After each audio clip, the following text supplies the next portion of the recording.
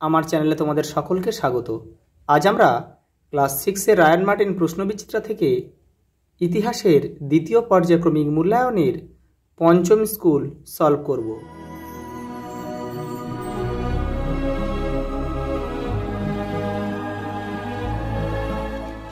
প্রথম প্রশ্ন দেখো, 5 নম্বর স্কুল। প্রথম প্রশ্ন, আদি বৈদিক যুগে প্রধান সম্পদ ছিল গবাদি পশু।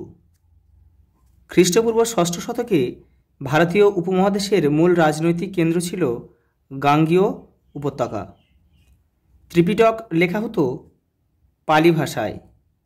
আজীবক গোষ্ঠীর প্রতিষ্ঠাতা ছিলেন গোশাল। পরের প্রশ্ন দেখো, 2 এর দাগের, 2 একটি শব্দে উত্তর দাও। আবেস্তার শ্রেষ্ঠ দেবতা কে? অহুর। ইনামগাঁও কোন নদীর তীরে অবস্থিত? ভীমা। বজ্জীদের রাজধানী কোথায় ছিল? বৈশালী। চতুর্থ বৌদ্ধ সঙ্গীতের সভাপতি কে ছিলেন? বসুমিত্র। বসুমিত্র। আর এই চতুর্থ বৌদ্ধ সঙ্গীতই হয়েছিল কনিষ্কের শাসনকালে।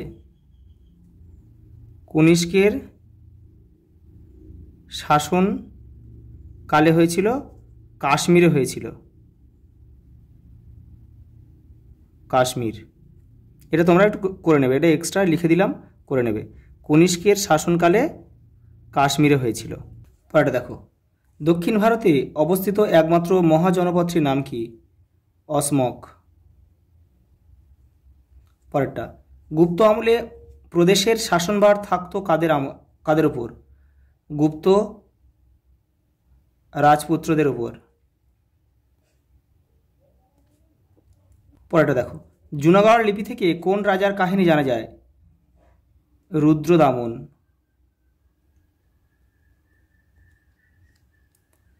ভীম কোৎফিসেস কি উপাধি নিয়েছিলেন? জমকালো।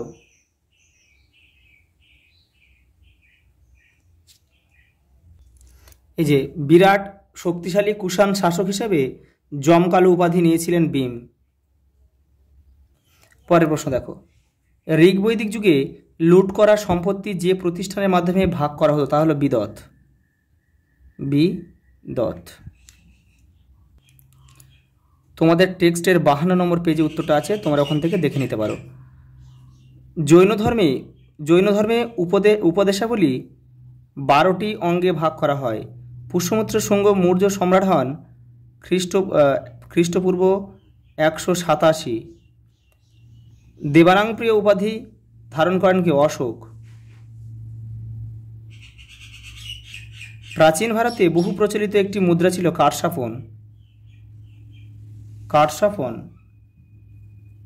তোমাদের টেক্সটের 100 নম্বর পেজ ফলো করতে পারো। পরের প্রশ্ন দেখো, 4 এর দাগের, বৈদিক সাহিত্য বলতে কি বোঝো? তোমাদের টেক্সটের 47 নম্বর পেজে উত্তরটা রয়েছে। এই যে দেখে নাও, বৈদিক সাহিত্য এখান থেকে এই পর্যন্ত। পরের প্রশ্ন দেখো, এলাহাবাদ প্রশস্তি থেকে কি জানা যায়? তোমাদের টেক্সটের 92 নম্বর পেজে উত্তরটা রয়েছে। এই যে টুকরো কথা দেখো, এলাহাবাদ প্রশস্তি, উত্তরটা লিখতে হবে এইখান থেকে।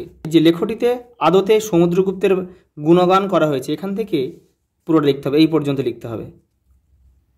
পরের প্রশ্ন দেখো, জৈন ধর্মে ত্রিরত্ন কি? তোমাদের টেক্সটের 74 নম্বর পেজ দেখো। এই যে এই সৎ বিশ্বাস সৎ জ্ঞান থেকে এই পর্যন্ত লিখবে। পরের প্রশ্ন দেখো, আর্য সত্য কি? দেখে নাও, তোমাদের টেক্সটের 72 নম্বর পেজে রয়েছে, তোমরা ওখান থেকে করতে পারো। তবে দেখো আমি অন্য একটা জায়গা থেকে দিচ্ছি, ওখান থেকে আরও বেটার রয়েছে, এখান থেকে করতে পারো। এই যে বৌদ্ধ, এখানে লিখবে এই ধর্ম কয়েকটি মূল সত্যের উপর প্রতিষ্ঠিত, এটা মানে বৌদ্ধ ধর্ম।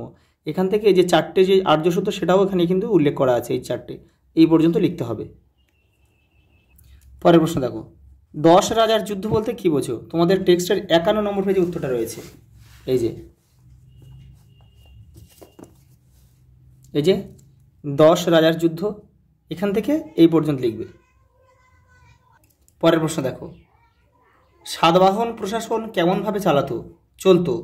90 নম্বর পেজ দেখো, এখান থেকে লিখতে হবে। দেখে নাও, এখান থেকে এপারেও কিন্তু লিখতে হবে। এটা পুরোটা পড়ে নিয়ে কিন্তু তোমাদের একটু ছোট করে লিখতে হবে এই পর্যন্ত। পরের প্রশ্ন দেখো, মেগালিথ সম্পর্কে টিকা লেখো। দেখে নাও, এই যে এখান থেকে তোমরা এখান থেকে এই পর্যন্ত লিখবে। পরের প্রশ্ন দেখো, মৌর্য আমলে প্রশাসন ও রাজস্ব ব্যবস্থার সংক্ষিপ্ত পরিচয় দাও। এই যে দেখে নাও, এই যে এখান থেকে লিখতে হবে, এখান থেকে তোমাদের এই পর্যন্ত লিখতে হবে। পরের প্রশ্ন দেখো, সাম্রাজ্যবাদী শক্তি হিসেবে মগধের সাফল্যের কারণ কি ছিল? এই যে মগধ রাজ্য নদী ও পাহাড় দিয়ে ঘেরা ছিল, এখান থেকে এটা পুরোটা লিখতে হবে। পরের প্রশ্ন দেখো, ঋগ্বৈদিক যুগে অর্থনৈতিক অবস্থার সংক্ষিপ্ত পরিচয় দাও। তোমাদের টেক্সটের 53 নম্বর পেজ তোমরা দেখতে পারো, আর এখান থেকে দেখো, এখান থেকেও তোমরা করতে পারো। এই যে ঋগ্বৈদিক যুগের অর্থনীতি দেখো, অর্থনৈতিক জীবন, এই যে এই কৃষি এখান থেকে পড়ে নেবে, কৃষিটা অল্প একটু পড়ে নিয়ে এখান থেকে লিখে নেবে। আর এখানে দেখো ব্যবসা বাণিজ্য ধাতু ও নানা বৃত্তি, এখান থেকে এইটা পড়ে একটু ছোট করে লিখে নেবে। পরের প্রশ্ন দেখো, লাস্ট প্রশ্ন, শাসক হিসেবে হর্ষবর্ধনের কৃতিত্ব আলোচনা করো। তোমাদের টেক্সটের 94 নম্বর পেজ দেখো, এই যে এখান থেকে লিখতে হবে কিন্তু হর্ষবর্ধনের সঙ্গে সেই সময়ের অনেকগুলি রাজশক্তির সংঘাত হয়েছিল।